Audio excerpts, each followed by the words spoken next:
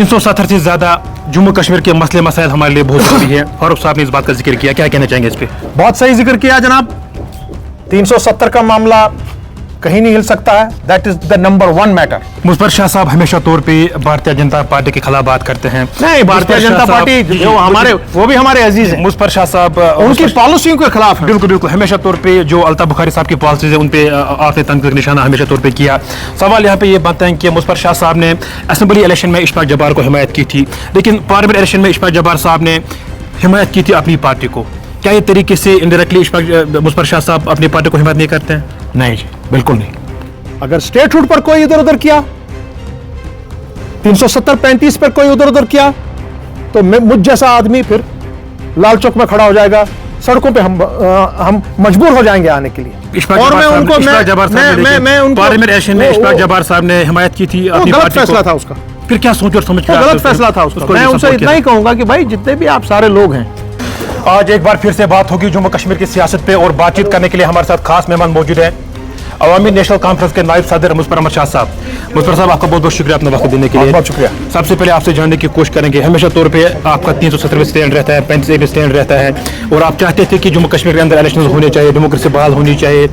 क्या तवक्को है आप चीफ मिनिस्टर साहब पे, क्या तवक्को है आप यहाँ की गवर्नमेंट पे? सिर्फ चीफ मिनिस्टर साहब से नहीं, मेरी तवक्को है हमारे तमाम जितने भी हमारे लेजिस्लेटिव असेंबली के मेंबरान हैं जो आपके इस वक्त असेंबली में हैं, मुंतखब हुए हैं और लोगों ने वोट दिए हैं, कि जिस तरीके से 5 अगस्त 2019 को पार्लियामेंट में नंबर्स की बिना पर बीजेपी ने 370 को रद्द करवाया, 35A को रद्द करवाया, आज आप उसका मस्बत जवाब दें बहैसियत पीपल्स रिप्रेजेंटेटिव, बहैसियत स्टेक होल्डर्स। आप आज अपनी लेजिस्लेटिव असेंबली से पार्लियामेंट के उस फैसले का जवाब दें कि ये लेजिस्लेटिव असेंबली नंबर्स की बिना पर, क्योंकि आपके पास मेजॉरिटी है, जैसी भी है तैसी भी है, मेजॉरिटी है, उस मेजॉरिटी की बिना पर हम 2 फैसले लेते हैं। नंबर 1, 5 अगस्त 2019 का जो फैसला आपने लिया 370 की मनसूखी का, वो जम्मू कश्मीर की असेंबली रद्द करती है।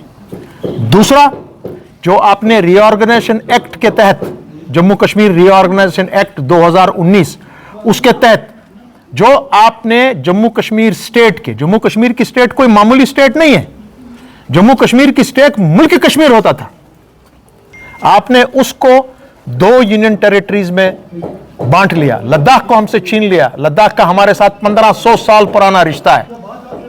आप दूसरा रेजोल्यूशन ये लाएंगे, वहां पे आप कहेंगे कि हम यहां जम्मू कश्मीर की लेजिस्लेटिव असेंबली, यहां के मुंतखब नुमाइंदे रीऑर्गेनाइजेशन एक्ट के फैसले को अनलॉफुल मानती है और उसको भी रद्द करती है। आप सिर्फ ये 2 चीज करें जनाब, 370 और 35A का केस हमने जीत लिया, सारे वर्ल्ड में जीत लिया। मुज़फ़्फ़र साहब, कैजुअल लेबर्स यहाँ पे सफर कर रहे हैं, डेली वेजर्स यहाँ पे सफर कर रहे हैं, क्या आप इस चीज को तस्लीम करते हैं कि यहाँ पे आज तक जितनी भी पॉलिटिकल पार्टीज आई, इक़्तिदार में आई, हर किसी पॉलिटिकल पार्टी ने यहाँ पे कैजुअल लेबर्स पे सियासत की, डेली वेजर्स पे सियासत? सिर्फ एक सरकार ने, जो नेशनल कॉन्फ्रेंस की सरकार थी, नेशनल कॉन्फ्रेंस खालिदा की सरकार, जिसके वजीर आला मरहूम ख्वाजा गुलाम मोहम्मद शाह थे, उन्होंने 21 महीने के अंदर अंदर 48,000 डेली वेजर्स को परमानेंट किया, 24,000 के आसपास नई नौकरियां दी और करीब 10,000 टीचर्स को भर्ती किया उन 21 महीनों के अंदर अंदर। और किसी ने आज तक उंगली नहीं उठाई कि उसमें करप्शन का कोई मामला हो, क्योंकि हर किसी का ऑर्डर किसी सियासी खटपंच के तहत नहीं जाता था। वो आपको बाय पोस्ट या आपके डिप्टी कमिश्नर आपको अपने घर पहुंचाते थे वो ऑर्डर। और उसमें उस वक्त के जो हमारे प्लानिंग कमीशन के डिप्टी चेयरमैन थे जनाब मनमोहन सिंह साहब, जो फिर वजीर आजम बने हिंद के, उन्होंने उस फाइल पर लिखा है कि जिस खूबसूरती से जीएम शाह सरकार ने ये भर्तियां की हैं without disturbing the state budget, मैं उनको सल्यूट पेश करता हूं। उसी तर्ज पर मैं उम्मीद करता हूं कि उमर अब्दुल्ला की गवर्नमेंट बगैर करप्शन में फंसे हुए कोशिश करनी है कि कोई करप्शन इस पर ना करे।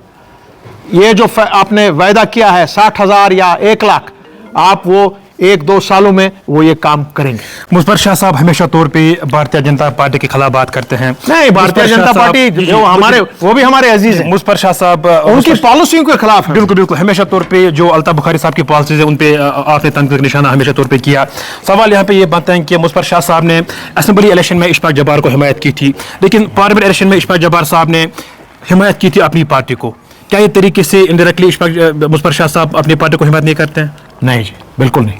क्या इशफाक जब्बार का, शाह साहब ने क्या सोच और समझ कर इशफाक जब्बार का ताल्लुक, और उनको मैं शेख जब्बार की फर्जंद की हैसियत से देखता हूं, जो नेशनल कॉन्फ्रेंस के ही नहीं, माइज रायशुमारी के एक सिपह सालार थे, जिन्होंने कम से कम 16-17 साल जेल काटी है मेरे बाप के साथ, शेर कश्मीर के साथ, उन सब के साथ। मैं उसको उस नजर से देखता हूं।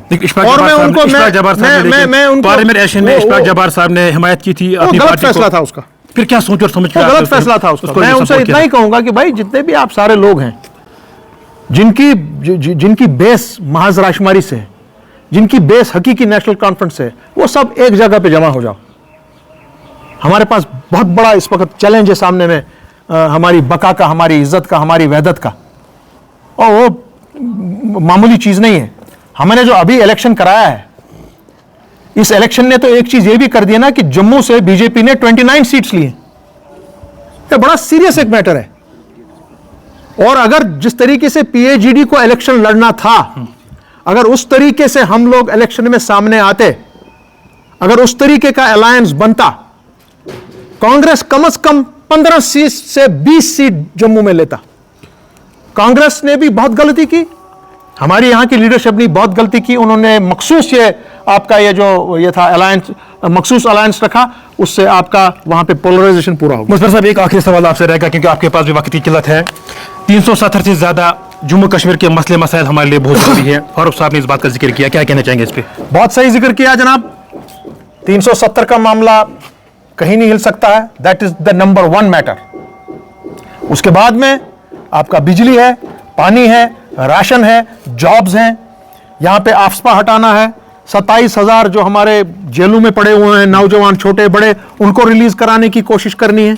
ये सब काम है, बहुत ही अहम काम है। ड्रग्स मेनेस सबसे अहम काम है। उम्मीद रखते हैं हम जहां जहां हमारी अभी जो सरकार बनी है, जो वो ये पॉजिटिव इक़दाम उठाएंगे, हम सब उनके साथ चलेंगे। हां, अगर स्टेटहुड पर कोई इधर उधर किया, 370-35 पर कोई उधर उधर किया, तो मुझ जैसा आदमी फिर लाल चौक में खड़ा हो जाएगा, सड़कों पे हम मजबूर हो जाएंगे आने के लिए। क्योंकि आपको स्टेटहुड में आप कंडीशनल स्टेटहुड नहीं ले सकते हैं। हमको स्टेटहुड, फुल स्टेटहुड चाहिए। और honourable chief justice of India की ये जिम्मेवारी है, जिस तरह से उनने इलेक्शन करवाया, उसी टाइम में जब 370 की सुनवाई हो रही थी, हम खड़े थे वहां पर। उन्होंने अपने सॉलिसिटर जनरल से पूछा कि आप कब स्टेटहुड वापस करेंगे। उसमें कोई कंडीशन, नॉन कंडीशन की बात नहीं थी। उन्होंने कहा था हाँ जी, कुछ टाइम के बाद ये हो जाएगा, मैं आश्वासन देता हूं। 10 महीने हुए हैं।